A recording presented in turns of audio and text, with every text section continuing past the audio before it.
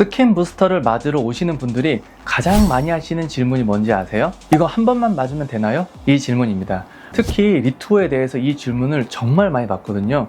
인터넷에 검색해보면 어떤 곳은 1회만으로 충분하다고 하고 어떤 곳은 3회 이상 꼭 맞아야 한다고 하고 또 어떤 곳은 5회까지도 권장하는 데가 있어요. 정보가 너무 제각각이다 보니까 혼란스러우실 수밖에 없는데요.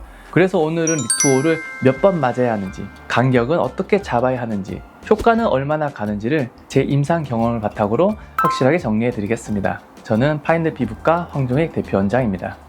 먼저 리투어가 다른 스킨 부스터랑 뭐가 다르길래 횟수와 주기가 중요한지 간단하게 짚고 넘어갈게요. 기존 스킨 부스터들, 리쥬라인이나 물광주사 같은 것들은 피부 세포를 깨워서 콜라겐을 만들도록 신호를 보내는 방식이었거든요. 쉽게 말하면 일꾼한테 커피 한 잔 줘서 힘내라고 하는 것과 비슷합니다. 그런데 리투어는요, 커피를 주는 게 아니라 아예 건축 자재를 직접 가져다 주는 거예요.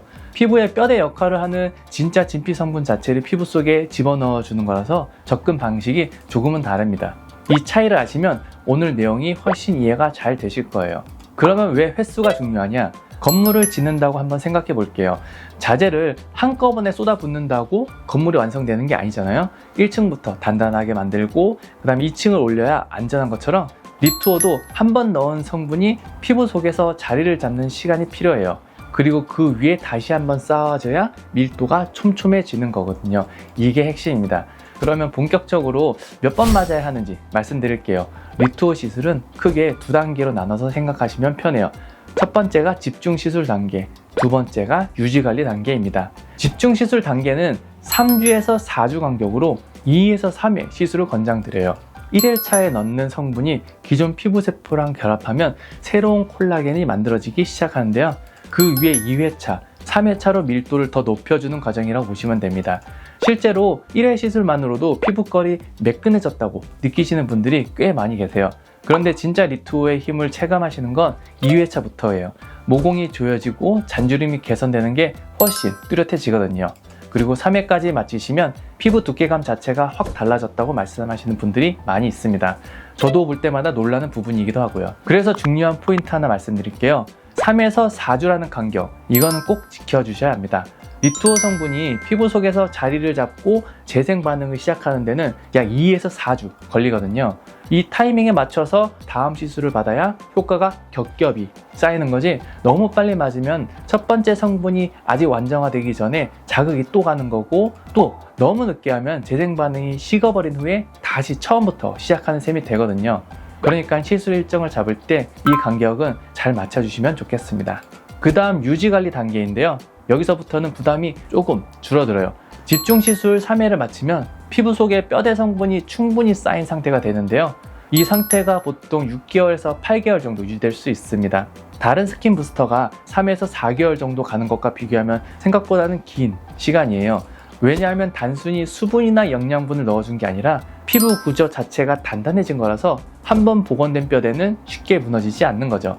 이후에는 6개월이나 1년에 한 번 정도 1회씩 터치업 해주시면 좋은 상태를 쭉 유지할 수 있습니다. 효과가 언제부터 보이냐도 많이 물어보시는데요. 시술 직후에도 넣어준 성분이 피부를 물리적으로 받쳐주기 때문에 탱탱한 느낌을 바로 드실 수 있습니다. 하지만 본격적인 변화는 시술 후 2주에서 4주 사이에 나타나는데요. 이때부터 넣어준 성분이 주변 세포한테 너도 같이 일하자 라고 신호를 보내면서 새 콜라겐이 만들어지기 시작하게 됩니다. 환자분들이 화장이 잘 먹는다, 파운데이션 안 발라도 될 것 같다, 이런 식으로 말씀하시는 시점이 보통 이때쯤이에요. 이 말 들으면 저도 사실 되게 뿌듯하거든요.